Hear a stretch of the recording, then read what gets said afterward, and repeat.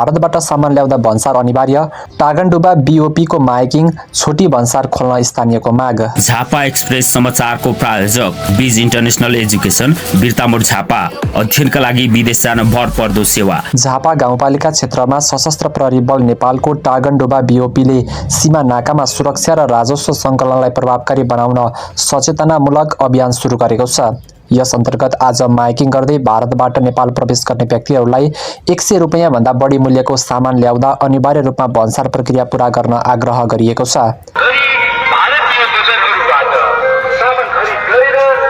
नियम उल्लङ्घन गरेको पाइएमा प्रचलित कानुन अनुसार कारबाही गरिने भन्दै सबैलाई सजग रहन अनुरोध गरिएको छ।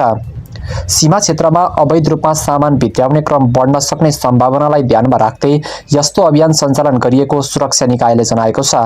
यसले राजस्व चुहावट रोक्न र सीमा सुरक्षालाई सुदृढ बनाउन मद्दत पुग्ने अपेक्षा गरिएको छ। यता स्थानीय बासिन्दाले भने छोटी भन्सार कार्यालय तत्काल सञ्चालनमा ल्याउन माग गरेका छन्। लामो समयदेखि कार्यालय बन्द हुँदा दैनिक उपभोग्य सामग्री ल्याउन समेत समस्या परेको उनीहरूको गुनासो छ।